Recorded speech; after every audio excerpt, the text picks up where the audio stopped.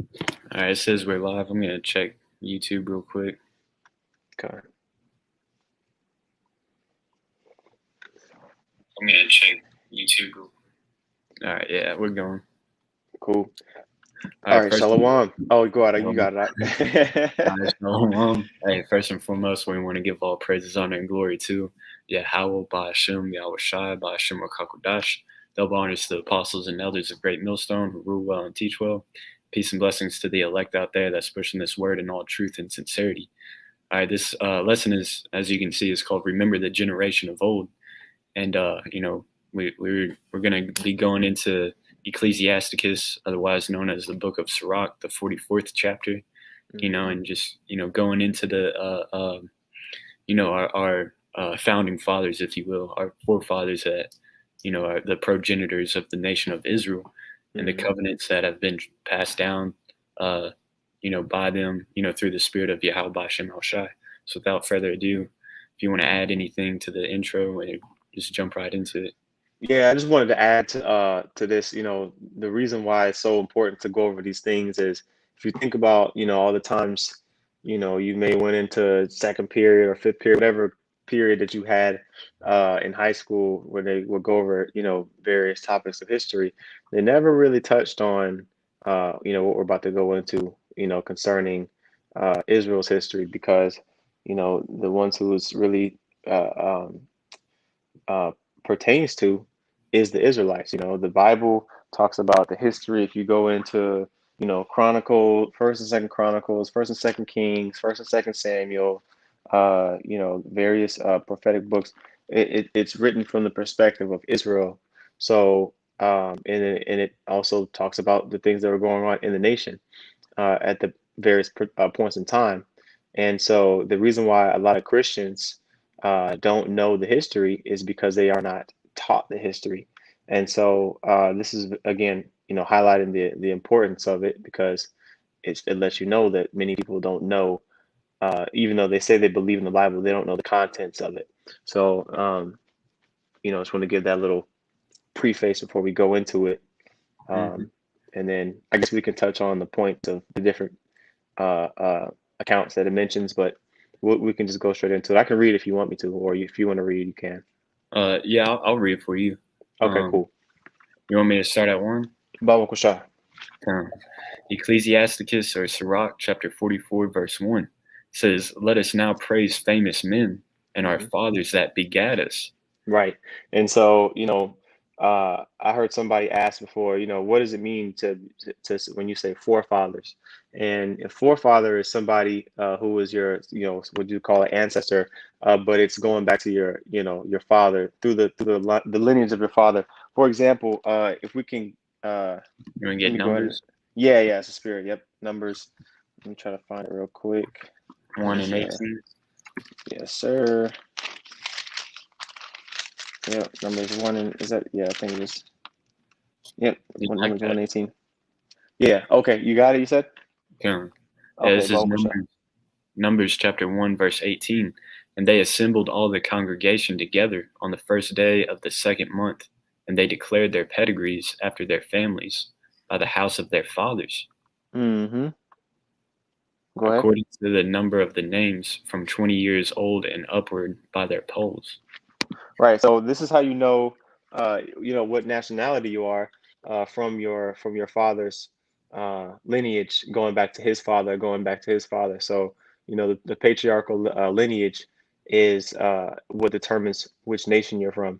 And we have instances like the Book of Ruth, Moses' son Gershom, so on and so forth, letting you know that hey, your lineage is determined by again who is your father's father, going all the way back to you know basically Adam.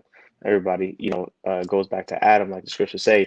So people who say that they're mixed or whatever the case is, that's not an accurate. Yeah, you may have a woman of another nation outside of the nation of Israel that has a child from an Israelite man, but that doesn't take away from the fact that that seed of that child comes from an Israelite man.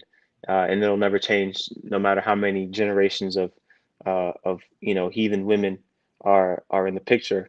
That child is always going to be an Israelite. Same thing with the other nations. Whatever nation that the man is, if the woman is an Israelite, that man's seed is carried on through the woman's Israelite womb. It doesn't make the child an Israelite. It makes it whatever the father is. So I just want to touch on that. But yeah, so that's the first verse. It says, "Let us praise famous men and our fathers that begat us," because a lot of our forefathers, especially if you read in a lot of history books like the Book of Judges and so on and so forth, they they uh, they did miraculous things. So we can keep reading on that. Come. Sirach 44:2. The Lord hath wrought great glory by them through his great power from the beginning. Hmm. Right. Such as did bear rule in their kingdoms, men renowned for their power, giving counsel by their understanding and declaring their prophecies. Right. So, for example, you had men like Abraham. You know, Abraham, the Lord was working with Abraham heavily on a high level, to where he called Abraham out of the land of Uz, and Abraham walked with the Most High. From there, he focused on fulfilling the will of the Most High. And when you read, uh, I'll say, following the chapters of when he's introduced, I want to say it's 11th chapter. I could be wrong. Let me see. Genesis. No, I'm sorry, the 12th chapter. Well, no, yeah, he's introduced in the 11th chapter, excuse me. But when you read about Abraham, when he was called out of the land of Uz, he traveled to various different cities, and he became prosperous in with the Most High. If you go, like, for example, here's an example in Genesis 13 and 1. It says, "And Abraham went up out of Egypt, he and his wife and all that he had, and Lot with him, into the south. And Abraham was very rich in cattle, in silver, and in gold. And he went on his journeys from the south even to Bethel, unto the place where his tent had been at the beginning, between Bethel and Hai." So again, the point is in verse 2. It says Abraham was very rich in cattle and silver and in gold. So he didn't just inherit these things. He came upon these things through the blessing of the Most High, and through the wisdom that the Most High gave him to maximize the situation. So think about things like that, and it helps me. It helps me understand who we are as a nation. Naturally, we're supposed to be people that prosper. You know. Mhm. Yeah, because that's what Deuteronomy 28, verse 1 is about. If we follow the law, statutes, and commandments, then all the blessings shall come upon us.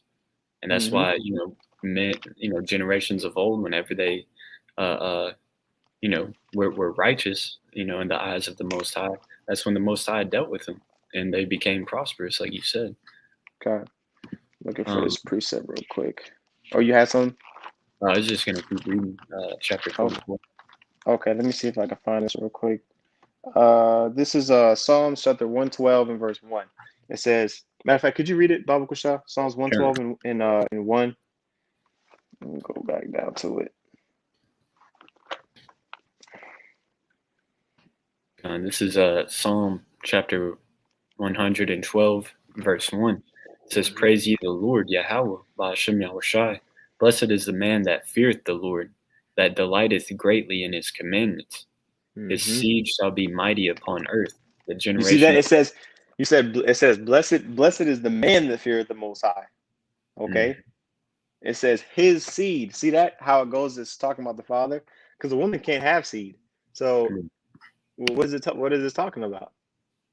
You know, yeah, it's talking about the seed of a man is his sperm. Man, women don't produce that. So again, it says his seed shall be mighty upon the earth, and the generation of the upright shall be blessed. Now keep reading that in that Baba Kushah. okay. Wealth and riches shall be in his house, and his righteousness endureth forever. You see that? So the legacy of of his life really is going to be documented. You know, a man that walks with the Most High, and it's not going to be forgotten. You see, and so that's what this chapter again in Sirach 44 is talking about. Which, by the way, was written. Um, it wasn't even written all the way, towards the end of the New Testament. This was written closer to Solomon's lifetime. You know, and so Yeah, even up until that point, you had many men again during the time of judges, and even just the patriarchs of Israel, that got their accolades. yeah, Con. And if I can add too, the book of Sirach or Ecclesiasticus was written by three men. Hmm. It was written by, uh, uh, it started with, uh, well, his name was, Joshua, which is Yahushua in the Hebrew. Hmm. And then Sirach, it was passed down to his son Sirach. And then Hmm. Sirach, it was passed down to his son, who's also, his name was Yahushua as well. Hmm. So it Hmm. was, three generations, it took to write, the book of Sirach. So his wise sayings passed down to, generation, and they took those wise sayings and then added onto it, you know. And that's really, the whole scriptures. That's basically what it is. They remembered their forefathers, and their wise sayings, practiced it, and kept hold to it, and used it in their own, walk of life. Righteous men, cleaved unto those law, statutes, and commandments, used it in their own walk of life, and had their own testimonies and wrote about Okay. it as well. So, like, I misspoke when I'm reading the prologue. It says in the beginning of it, it says, "This man therefore lived in the latter times after the people had been led away captive and called home again." So, talking about the Babylonian captivity, and after almost all the prophets, which uh, pretty much after the Babylonian captivity, um, and then you had the Medo-Persian captivity. By then, most of the prophets in the Old Testament, had pretty much finished their books. So that's why it says after, almost after all the prophets. So yeah, it's just correction on that timeline thing. But yeah, so more so towards the end of the Old Testament, which was right around the time of the Medo-Persian Empire. Come, Hmm. yeah, Yep. come. Yep. So yeah, so we can go back to that if you. That was all I had in Psalms 112. Okay. So. Yeah, so back in Ecclesiasticus chapter 44, verse 5, such as found out musical tunes and recited verses in writing, rich men furnished with ability, living peaceably in their habitations. It was at verse 5, you said? Yeah, Yeah, verse yeah. It 5 and said, 6. yeah, it says such as found out musical tunes and recited verses in writing. So, again, an example of that is in First Samuel with David. You know, David played the harp. To Saul, and he wasn't the first one to come up with songs. Even, for example, the Song of Moses. When we were delivered out of the out of the hands of the Egyptians. Mhm. So multiple different instances of musical creativity. I mean, the Book of Psalms, a majority Yeah, of those psalms were psalms of David. Matter of fact, yeah, it doesn't say Psalms 112 is particularly is one, but Psalms 110, it says it is a psalm of David, which a psalm is a song. So, again, I'm looking to see that specific account where where David was playing the harp for.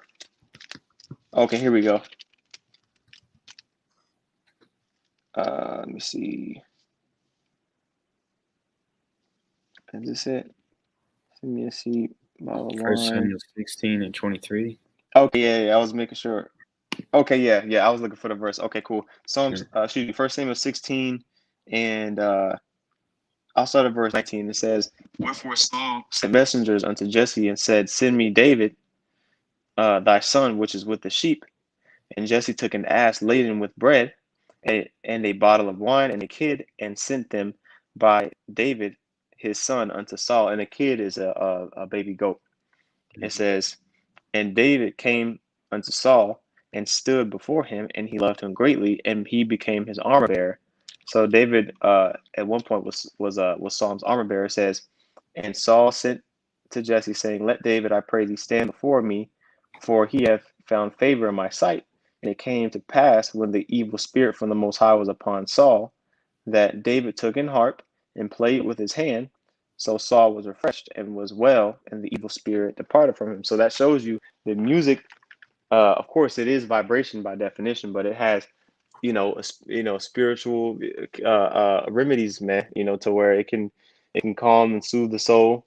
A modern day harp is a piano when you open up the what's the name. So he pretty much was playing the first types of piano. So our people were very talented, and this is history that Esau will never teach.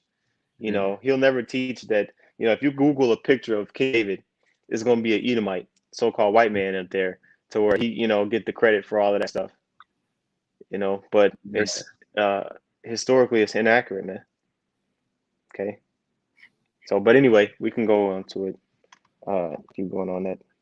Yeah, come. I'll read verse 6 again. Hmm. Ecclesiasticus 44 and 6. Rich men furnished with ability, living peaceably in their habitations.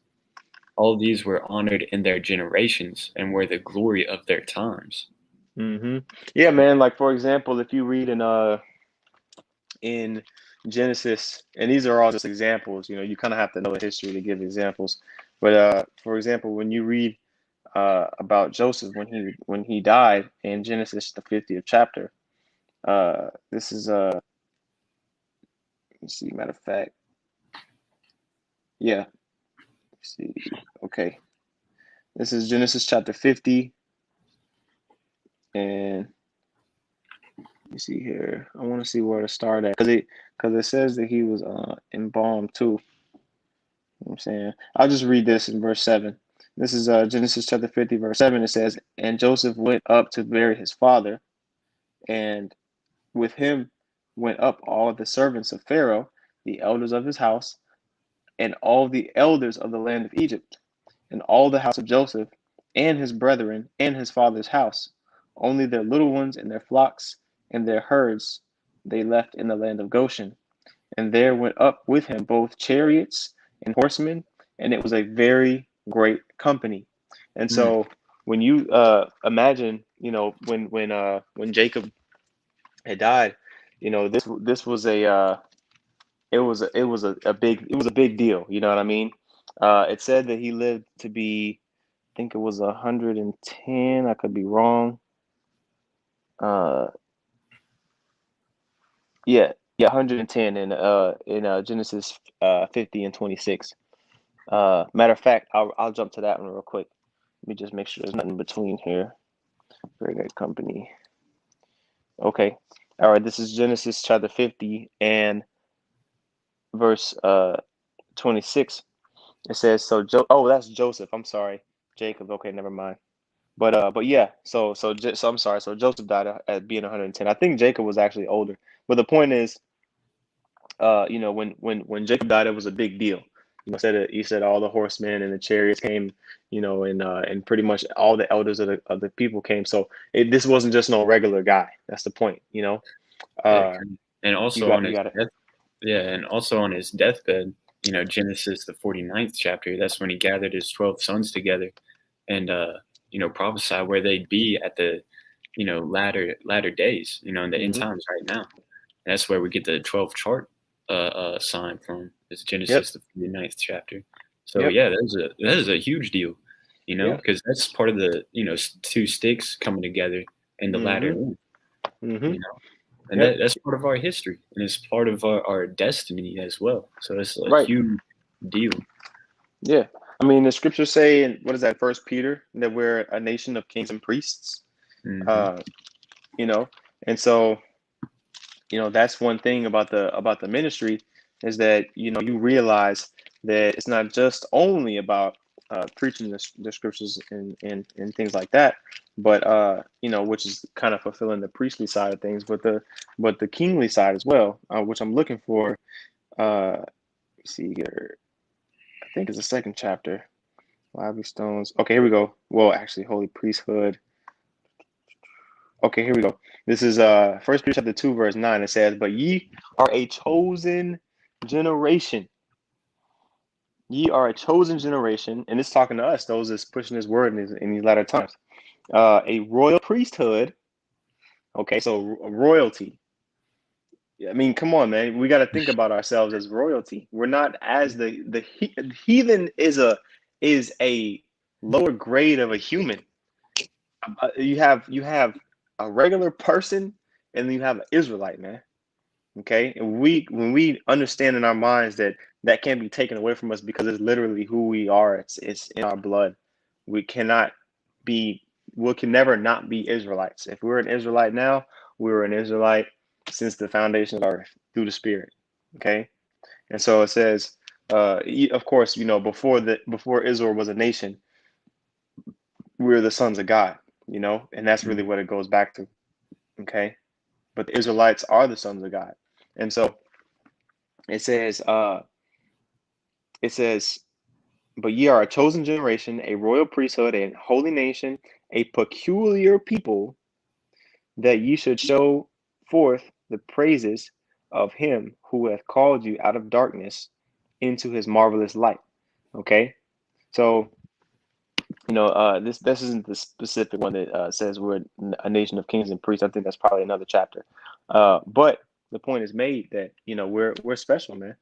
Okay, and so this is not to be ignored, but I don't want to keep harping on certain points. I think we got the point on that. We can keep reading on Sirach though. Yeah, I got a precept to back you up on that though. Okay, Con. This is Genesis 35, and I'm going to start at 10. It says, and the Most High said unto him, Thy name is Jacob. Thy name shall not be called any more Jacob, but Israel shall be thy name. And he called his name Israel. And the Most High said unto him, I am, the Most High Almighty. Be fruitful and multiply. A nation and a company of nations shall be of thee, and kings shall come out of thy loins. And the land which I gave Abraham and Isaac, to thee I will give it, and to thy seed after thee will I give to the land. So the covenants that the Most High gave with Abraham, that he made with Abraham and with Isaac, is passed down to Jacob and Jacob only. So the promise that he made with Abraham that he was going to be, numerable as the stars, that's fulfilled through Jacob or through Israel. Mm-hmm. And it says a nation and a company of nations, which means basically one man can form a nation. Mm-hmm. And also kings shall come out of thy loins, meaning we're like we read in Second Peter's that we're a kingly nation, kingly and priestly nation. And it started with the generations of old.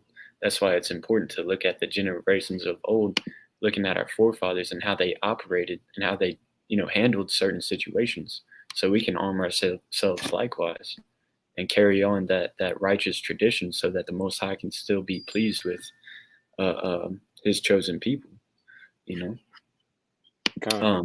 Bouncing back to Ecclesiasticus 44, verse 8, it says, There be of them that have left a name behind them, that their praises might be reported. Which what we're doing today. Well, that's exactly what we're doing now, man. Moses lived thousands of years ago, but here we are still talking about him. Same thing with Abraham, Isaac, and Jacob. The Book of Judges. I mean, you can't take away the history that was written. It's already here. It's been printed millions of times.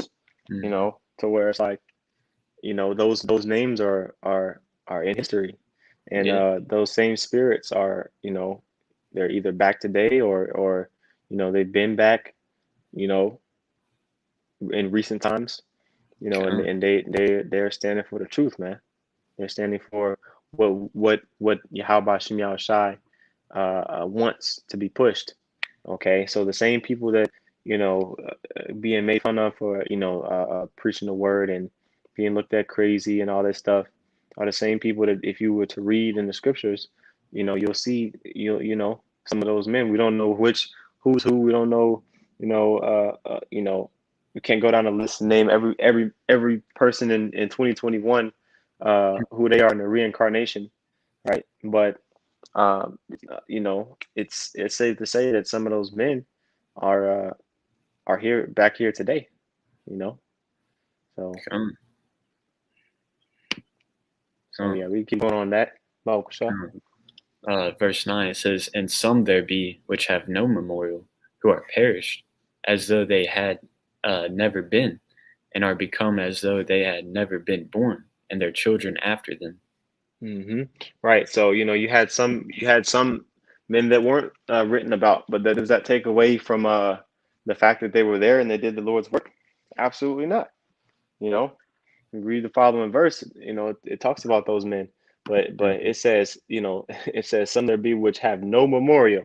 So then, we don't know where they was buried at. They don't have the illustrious, burial sites and things like that. Things written about them of the things that they've done. But does that take away from the fact that the eyes of the Lord are 10,000 times brighter than the sun, and that their works were recorded anyway? It doesn't take away from that fact. So, you know, uh, when we think about this, man, it's not just the 50 or 60 men that were mentioned in history, or highlighted, I should say, in the history of the scriptures. It was thousands of them, man. The scriptures talk about it's 5,000 men. I'm sorry, the men that had not bowed their knee to Baal. Matter of fact, let me get that real quick. Mm. Because you would think that it would just be Elijah, but no, it wasn't just him. Or that's what Elijah thought, but it was plenty more. It was plenty more. So then, it's First Kings. Let's see.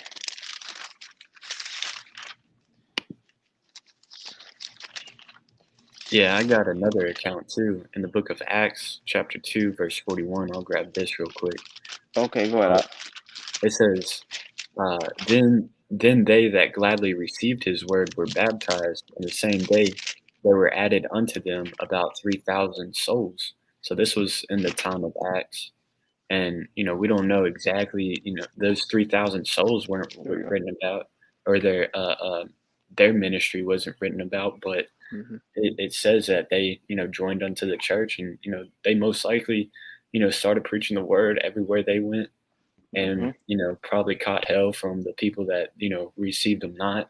So, it doesn't take away from the fact that those 3,000 men were righteous, even though Right. it's not written about.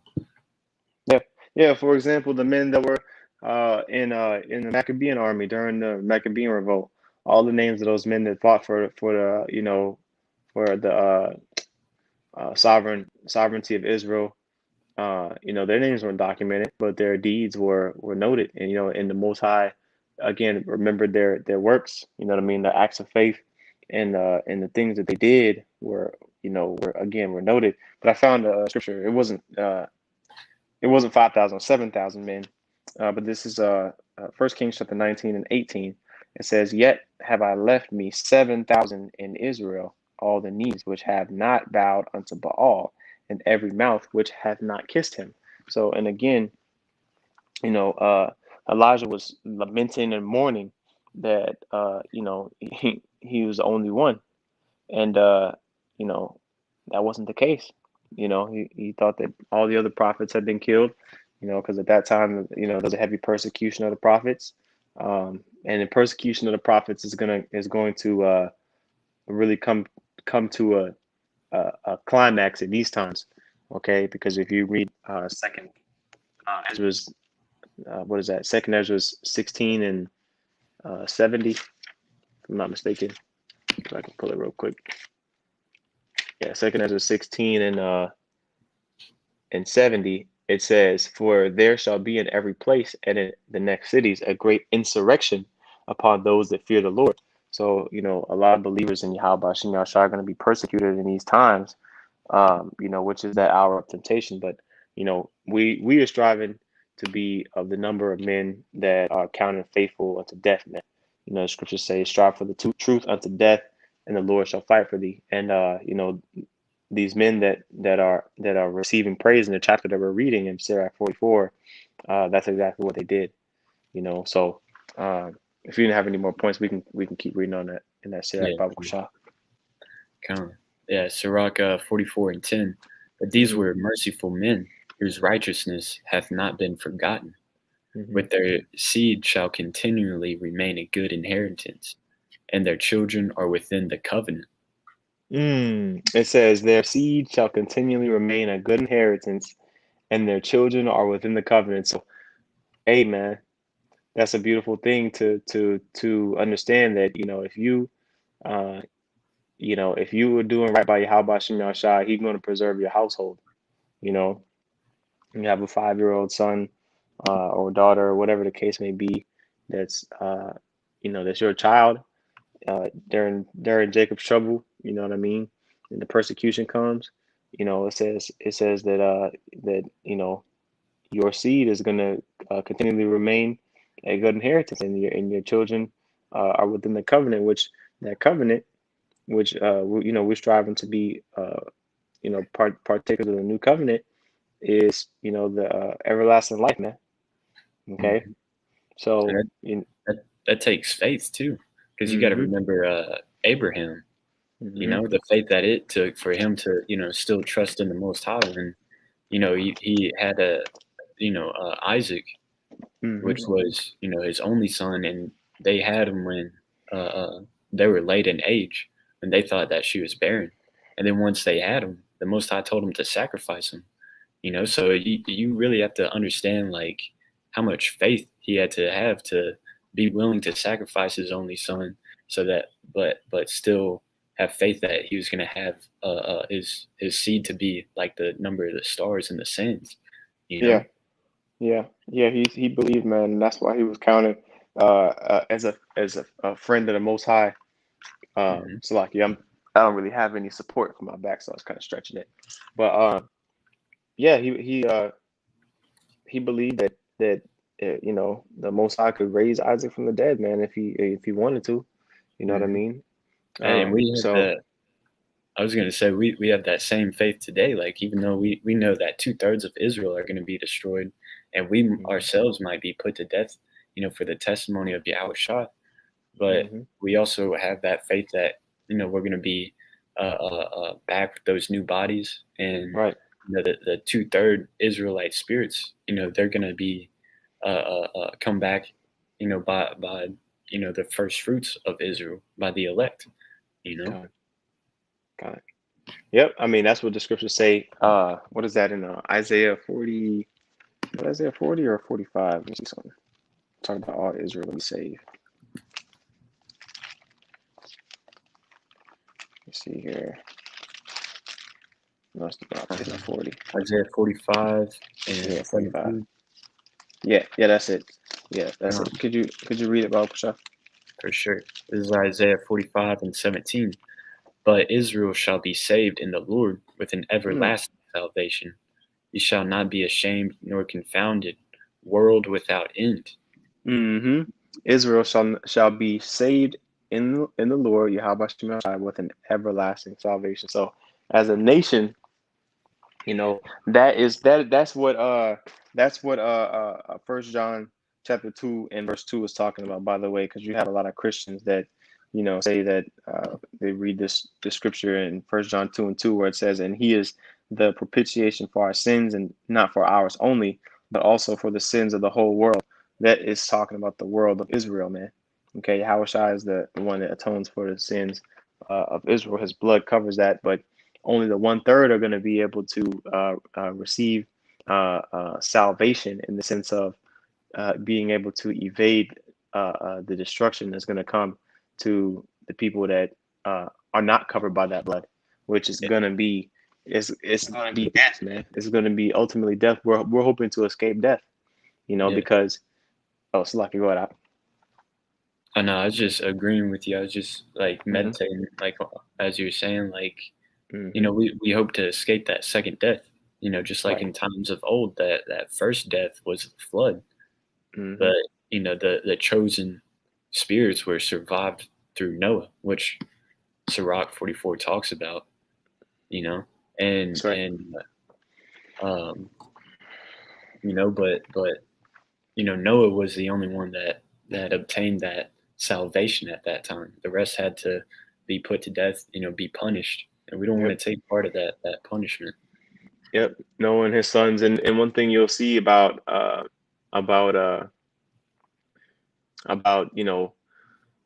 the flood, the time of the flood, all of Noah's forefathers had died um, before the flood. So the Lord had allowed them to to die peaceably and not have to be drowned, right? Right. Uh, and before He brought that judgment. So that was another thing that I saw. I think Methuselah, after Methuselah had died, it was a wrap. So once I was like bringing the floodgates. So he has ways of having mercy. You know what I mean? Um, the Most High, of course, he has mercy, and he just because he destroys America, don't mean that he's not gonna have mercy upon certain individuals in America. You know, just like how Lot was saved out of he was pretty much escorted out of the city. He got the first class ticket up out of there immediately. And Mhm. was he able to return back to his TV and his couch and living room and bed set and PS4 and all that stuff afterwards? No, the whole place was destroyed. His wife didn't even make it out. Mhm. Okay, so it was just And him and really, his two. Huh? well, yeah, I was gonna go on to say, and then he had to leave his two daughters behind because of the wickedness that they committed. You know? Well, yeah, they escaped with him. You know what I mean? They Yeah. escaped with him, but that's where you get them. That's where you get them gooks from, man. Yeah. From his two daughters. Yeah. Which they were in a completely different. That's as far away from a modern woman as you can get. They women were, even though that was a bugged out decision that they made, their mindset was to preserve their father's seed because they understood the importance of the seed of the bloodline, and they understood how valuable their their their father, basically how valuable their father's bloodline was. But there's another word I was looking for. Um, Basically the offspring of the father, pretty much. They understood that. So they just didn't understand that it was going off by doing that. You know, they probably thought they were the last two people on earth after seeing some shit like that. Right. So, but anyway, um, we can go back to So, let's see, right? Yeah. Ecclesiasticus or Sirach 44 and 12. Their seed standeth fast, and their children for their sakes. Their seed shall remain forever, and the glory shall not be blotted out. Mm, Their bodies are buried in peace, but their name liveth forevermore. kind. Right. So again, it talks about the legacy of a man that does right by Yahweh Shem Shai. He's gonna be remembered. Okay, and ultimately the remembrance and the memorial and the glorification, all that stuff is going to come in the kingdom, right? You got uh this statue in Newark, New Jersey, that was recently erected with George Floyd to commemorate him getting put to death by Esau. But what did he really do except be a sacrifice? And not for Yahweh Shai. He was just put to death. You know what I mean? Just to really stir up spirits. You know what I mean? In these people, and that's where you get this. I mean, of course, Black Lives Matter was already there. It was already a movement, but putting the Egyptians against the Egyptians, Mhm. this is it's prophecy, man. You know what I mean? People are going to be fighting against one another, and the more divided this nation is, the more uh, ready for internal fighting they will be. So looking forward Yes. to that. Yeah. Hmm. Provoking those spirits to riot, Hmm. sedition among men. Right. That's all it is. And Esau gonna come in and say, okay, look, order out of chaos. You know, if you want to be safe, you and your families.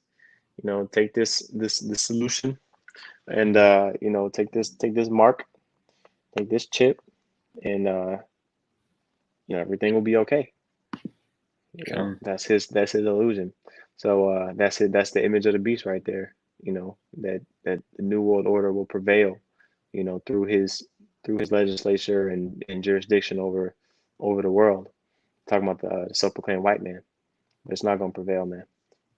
I got to throw that in every lesson. So, Come. but yeah, we can really read through the rest of the chapter because I don't, we can go point by point, but I don't want to make it too long. Right. Come. All right. Verse 15, it says, "The people will tell of their wisdom, and the congregation will show forth their praise." Enoch pleased the Lord and was translated, being an example of repentance to all generations. Right. Yeah, because it talks about that in Genesis, where it mentions Enoch, which Enoch, the man, he existed and he walked, as it says, he walked with the Most High, and he was not, meaning that he was translated, he was beamed up, but that doesn't take away from, these Edomites that, try to say that the book of Enoch, was here, and, read the book of Enoch, and you can get understanding and all that. That was written when you look into the book of Enoch that Esau says is the book of Enoch today, was written in the 5th century, by rabbinic Jews. So that's not actually biblically accurate. All the stuff that goes into fallen angels and all that stuff, all that bugged out stuff, is is it's not sound doctrine. But this part about Enoch being translated and beamed up, that is. So Come. had to clarify that. Right. Verse 17, "Noah was found perfect and righteous. In the time of wrath, he was taken in exchange for the world. Therefore was he left as a remnant unto the earth when the flood came. An everlasting covenant was made with him, that all flesh should perish no more by the flood." Right, and we already touched on that. Noah and his sons. And talked about the 8 souls. Noah, his wife, and his 3 sons and their wives, equaling 8, being the only people that were preserved, only humans that were preserved during the time of the flood. And then, every living land animal died as well, outside of the ones that were brought into the ark. And so, you can imagine, man, the anger of the Most High that he had. And, again, people think that judgment ain't gonna come upon him, but Yahushua referenced, as it was in the days of Noah, so it's gonna be in the days of coming of the Son of Man, because nobody expected the Most High to come down with wrath. He said that he will not judge the earth by water anymore. Okay, Mhm. but fire is a completely different element, man. And he pretty much gonna be destroying people by every way outside of water, because he talks about the famine and the pestilence, and the teeth of wild beasts. Okay, all those things are going to be going on in the times that we are in, that we're living in right now, 2021. Mhm. Okay. Famine and plagues. Yeah. Yep. Absolutely. All those You that get escape, all those that escape the sword shall die by famine. Oh man, and the scriptures say it's better to die by the sword than by famine. So it's like, damn, if you escape one death, that means you preserved to be destroyed by an even worse way. Yeah, You know? but what scripture is that says shall be like they run from a bear and a lion met them, Oh, and that then should hold on. Yeah, that should be in Amos. Let me see. yeah, that's right. Amos 9 Uh, and is it the ninth chapter? Is it I don't 10? know if it's fifth chapter or ninth chapter. I'm about to both of them real quick.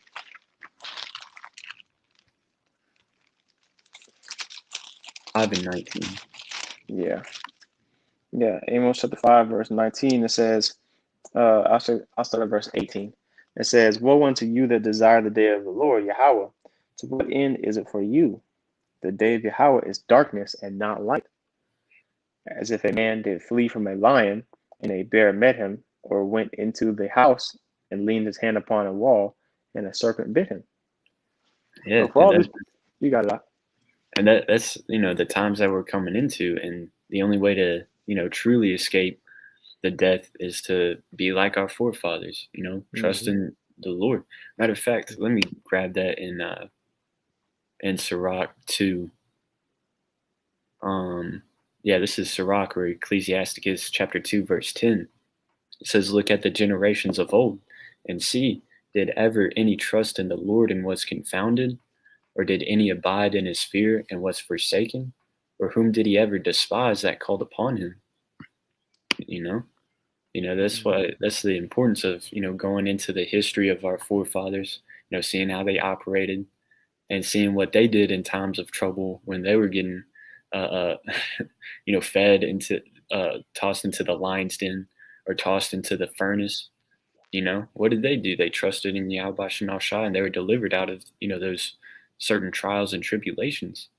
And then their enemies were confounded, So in these times where, there's nuclear missile talks, wars and rumors of wars, there's a draft, rumors of, might being drafted, might being tossed into a prison, whatever situation you're going to find yourself in Jacob's trouble. Hey man, what it comes down to is your faith in Yahweh Shem Shai. Con, con. Yep, that's what it comes down to, man, and that's what determines whether you're an Israelite or not, for sure. That's the determining factor, I should say, and the undeniable truth of if you truly believe in Yahweh Shem Shai, no matter what you look like, it's the spirit that resides within you, you know, and we got to make sure that we lay that out because our people have been scattered across the four corners of the earth. But that's another lesson for another day. I want to continue on this and finish this up in Sirach 44. Come, yeah, we're almost done with it. This is Mm-hmm. Sirach 44:19. Abraham was a great father of many people. In glory was there none like unto him, who kept the law of the Most High and was in covenant with him. Right, and that's what Abraham means, father of many. Mm-hmm. You know, And that's heavy to say that you're in covenant with him, like with the Most High. mm-hmm. Because covenant means like a promise, a Mm-hmm. contract almost. Mm-hmm. So Yeah. whenever you have, Oh, go ahead, Slaki. like it's like a personal business, Yep. Because Yep. it was only made with Israel. The scriptures say, "I've not dealt so with any other nation," which means Mm-hmm. we have a personal relationship with the Creator. Like this is mind blowing. Like whenever Yeah. you really, think about it. And when you think about this as well, multiple nations came out of Abraham. If you think about it, you had Ishmael. They came out of Abraham, and I think one or two other nations. And so, out of those nations that came out of Abraham, what particular nation was that covenant passed down to? What was that? What was that? What was the blessing? Who was the firstborn of Abraham? Isaac, right? It wasn't Ishmael, man. It was Isaac. Okay. And then who was the firstborn of Isaac? Jacob, not Mhm. Esau. You know, Even yeah, though Esau Esau. came out first, but Yeah, he just wasn't chosen. Esau was Abraham's grandson. Think about that. Abraham alive, and I think matter of fact, actually, Abraham was super old when he had Isaac. So by the time he actually had his child, I think him and Rebecca, I think Isaac and Rebecca um, actually had got together after I think his mom died. I gotta double check and see um, that chapter. But my point is, you know, they were already Abraham was already old. So by the time Jacob came around, you know, Jacob and Esau came around. Hey, Esau was Abraham's grandson. He could have got the firstborn blessing, but it was passed on to who? To Jacob, who became Israel. So hey man, this is a heavy chapter. You know what I mean? It says that everlasting covenant was made with Noah, and then when you go down, it talks about Abraham, and in verse 20, he kept the law of the Most High and was in covenant with him. He established the covenant in his flesh. Now, what was that covenant in the flesh? the circumcision. That was a token of the covenant that the Most High had made with Abraham. It says, and when he was proved, he was found faithful. Talking about what we mentioned earlier, he was told to sacrifice his son Isaac, and he obeyed. To where he was stopped at the last moment, and it was the faith that Abraham had. When you read Romans 4, the faith that Abraham had was counted unto him for righteousness. Mhm. We can keep going. Verse 21. Verse 21. Therefore he assured him by an oath that he would bless the nations in his seed, and that he would multiply him as the dust of the earth, and exalt his seed as the stars, and cause him to inherit from sea to sea, and from the river unto the utmost part of the land. And like we've been saying over and over throughout this lesson, but hey, repetition is the father of learning. That is passed down to Isaac, and from Isaac to Jacob, which is gonna Wait, hold on. I'm sorry. Make your points like it, and then I gotta point this first, bro. Yeah, kind of like we read in Genesis 35:10, how Jacob's name was changed to Israel, and that a nation and a company of nations shall come of thee, so that you know Abraham being multiplied as the stars was fulfilled through Isaac and Jacob and the Israelites. You want me to read verse 22, or you want to So can you read verse 21 again, Bakusha? It says, therefore he assured him by an oath that he would bless the nations in his seed. Right. That's the point that I wanted right there. He's going to bless the nations in his seed. How are the nations going to be blessed in one seed?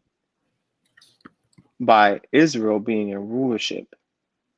Israel's going to be in rulership. That is that seed. It's a singular. It's not plural, because it was multiple nations, right? But it's one nation in particular that is going to be the one that's doing the blessing. You see? So I want to get this precept in Hebrews 11. I know we talked about it. Let's see here. Hold on, let me just double check real quick. Genesis 15. What does it say? Hebrews 11 and 12. Oh, right. Okay. I got a quick point. I don't want to get that one. No, I'm not gonna get that one. Go ahead and get your point, Volker. I'm gonna find this precept.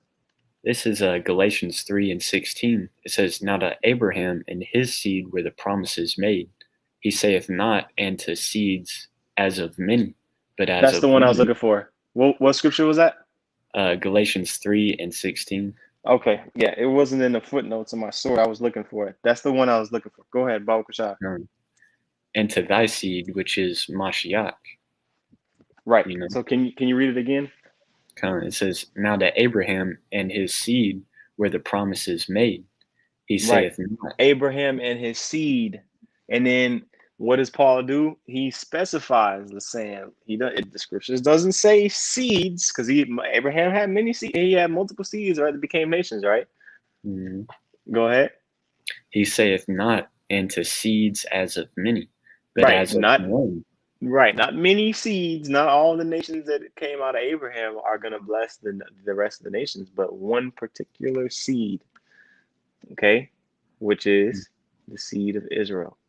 Mm-hmm. Go ahead. And to thy seed, which is Mashiach. Right. And going down the lineage, even within that, because Israel and the kingdom is going to be the ones that's in rulership, but who is the one that attained that new covenant first? Yahweh Shai, through the sacrifice that he made. He is in that glorified state, and so through Yahweh Shai, the nation of Israel is going to be able to bless the rest of the world, but without Yahweh Shai, we're nothing, man. Okay. The Most High took his name off of us. He's not dealing with us as a nation right now. He's only dealing with the prophets in these times. So we can finish that last two verses. I just want to touch on that point right there. You want me to read 21 22 again? Oh yeah, if we didn't finish it, yeah, we can read it again. Yeah, I don't remember if I did, but I'll Okay. just go ahead and read it. Verse 21. Therefore he assured him by an oath that he would bless the nations in his seed, and that he would multiply him as the dust of the earth, and exalt his seed as the stars, and cause them to inherit from sea to sea, and from the river unto the utmost part of the land.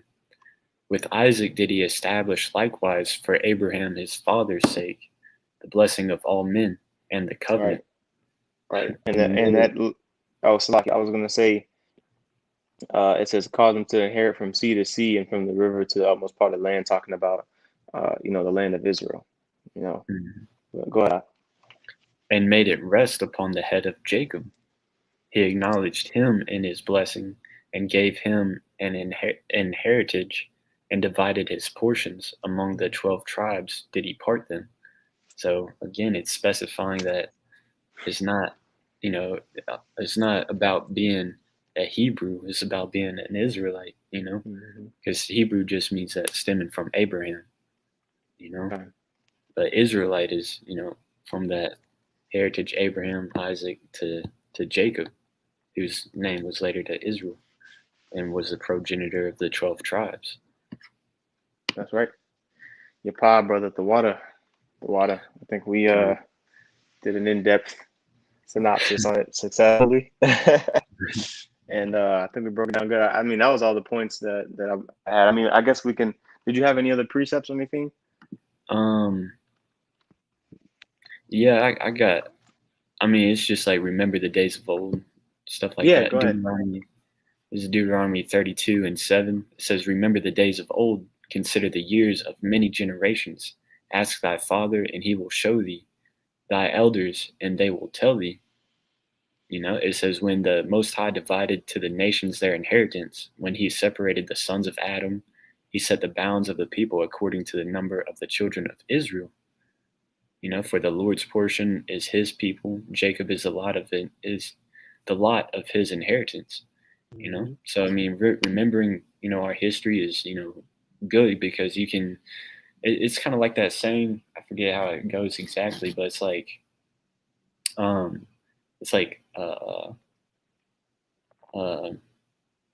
it's smart to learn from your own mistakes, but it's even smarter to learn from everybody else's mistakes. Mm. Because when you go into the history, not only do you see how the righteous men lived righteous lives, but you also see the accounts of when wicked men were punished.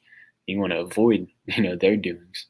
So it's like, it's really good to go into the history and see where Israel went off at and abstain from that and seeing what, certain righteous men did right and, uh, uh, do those things in like manner, you know? Con, con. Yep, I agree. In the, I was gonna say sad, but it was written. The thing about it is that Israel's not gonna adhere to what Yahweh Shem Yahweh Shai as a nation. Israel as a nation is not gonna adhere to what Yahweh Shem Yahweh Shai is telling them. It's that's the point of the second covenant because you're only gonna have a portion of obedience. And even us, in these times, we're not even satisfied with our performance here, as far as the level of obedience that we're able um, to achieve, in these bodies is limited and is insufficient. And we desire to be perfected. We desire to be, in unison with the Most High's will at all times. And those are the ones that are going to receive the blessing first. The ones that actually want it. So um, I think we pretty much touched on all points. And you know, if you don't have anything else, I'll go ahead and close it out, bro. Yeah, you can go close this out, bro. Okay. Hey, well, Lord willing, it's an edifying lesson. With that, I want to give all praises, honor, and glory to Yahweh, by Hashem, Yahweh Shai, by Hashem, Rakak, Wadash. Double honors to the apostles and elders of Great Millstone, and peace and citations to the elect. Shalom. Shalom.